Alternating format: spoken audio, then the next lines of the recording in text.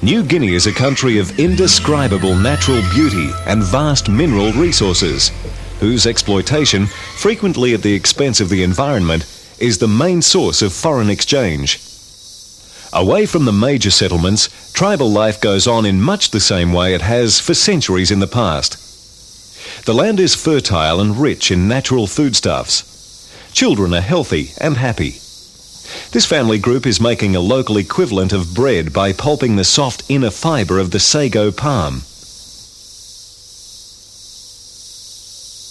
The power of the black palm bow is demonstrated to fishing tour operator Dean Butler.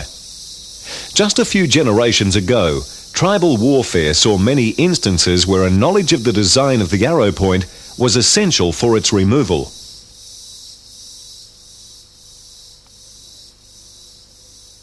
The mainland and islands are volcanic and, in geological sense, of recent origin. With the exception of outboard motors, the carefree village lifestyles are unaffected by modern technology. Each village has numbers of domestic pigs. These clean up refuse and are regarded as symbols of individual and communal wealth. Of most interest to anglers, as word of their existence leaks out, are the countless jungle rivers which have been untouched by fishermen. These waters contain the spot-tailed bass and the black or New Guinea bass, which probably are, pound for pound, the toughest fish swimming. Right. They're actually the same family of fish.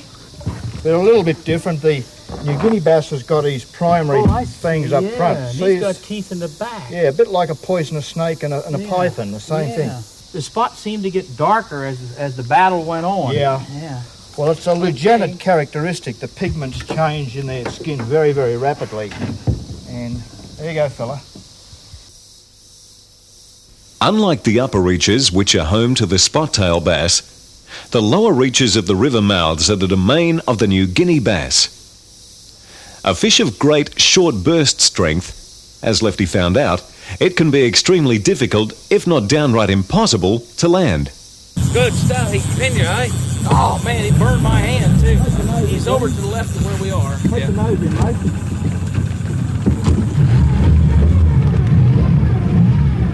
He's still on there. Oh, yeah, he's got nothing to snag up with.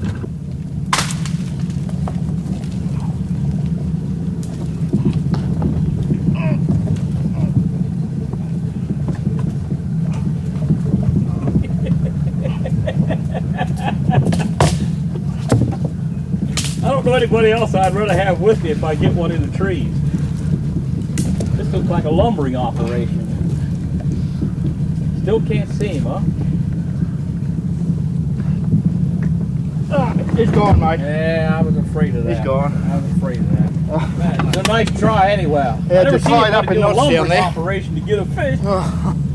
Yeah. I got a rope burn on my hand. Oh, yeah, yeah. Look at that. Straighten the hook. That's a 5/0 carbon hook to it. Straighten the hook. Holy smokes. Boy, they are strong. The degrees of difficulty in dealing with the New Guinea bass come from a number of factors. The main one being their powerful, thick-set build. Add to this their snag-filled habitat and hit-and-run tactics, and the odds against boating one lengthen. Good looking spot. Okay.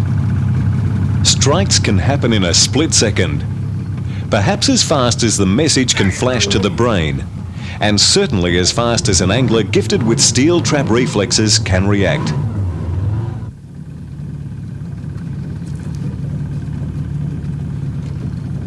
With New Guinea bass, it's a matter of surviving the furious first 10 seconds. They use all their available energy within a minute of being hooked. While other river fish fight for much longer, they cannot match the bass for the sheer intensity of the encounter. This burnout is reflected in the way a fish brought to boatside submits to handling. Look at that rod! Pull the rod down underwater! Okay, Ron, I think he's ready. He's ready. Oh, yes. The simple lift technique can be used to remove fish from the water. The lateral pressure placed on their backbone freezes movement and has no long-term harmful effects. Good stuff, Lefty. Oh, look pretty. Got a black mustache on it. Yeah, you've joined a pretty select club. Not many people have taken these on fly. I'll just comfort lift him, he'll be okay. Okay. There we go.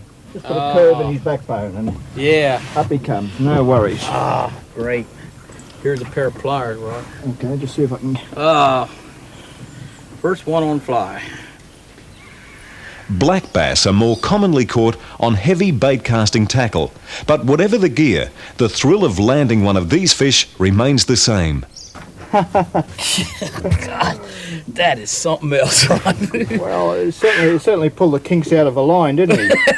I've never seen a fish that would run 50-pound line like that in freshwater. Against a lock drag, oh, yeah. It's an incredible fish. Well, we've been praising them up for a long time as, you know, arguably the strongest fish pound for pound swimming, and... I think in freshwater there's nothing pulls half as strong.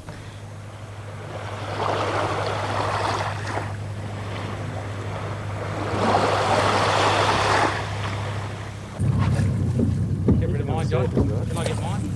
Get rid of mine? Yeah, mate. These finger-marked brim are also a member of the Lujanid family, normally best fished for with fresh-cut bait.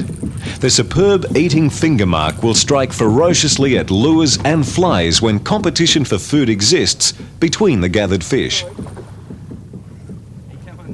The jungle rivers discharge an enormous volume of bait fish, attracting nutrients into the sea. In turn, the smaller fish attract bigger fish. River mouths in Papua New Guinea can produce some of the fastest fishing one can imagine. At times, a fish per cast for every rod in the water.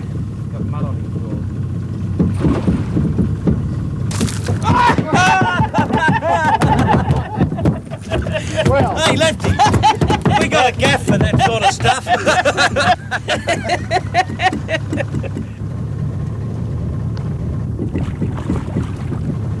Throughout most of the world, fish numbers are suffering from the effects of overfishing and pollution. In this area of New Guinea and Northern Australia, with its sparse population and in some instances untouched fishing grounds, the opportunities for anglers are unlimited. This natural resource, with its tourist potential, is unique. It is to be hoped that governments continue to start to see the benefits to be derived from effectively managing it. With no end in sight to the willingness of the fish to strike, having to leave them biting was a fitting finale to Lefty's trailblazing down-under adventure. Let's see, I've caught 17 species of fish I never caught before. I've seen more water with more fish and less people. This is an angling paradise. People all over the world are going to love to come here. Fly fishermen are going to go crazy about this place. In fact, I remember I wrote in my latest book, Saltwater Fly Fishing, that I thought Australia and this part of the world was the new frontier, and now I'm absolutely and totally convinced that I really appreciate bringing me down, Rod. It's a great, great trip.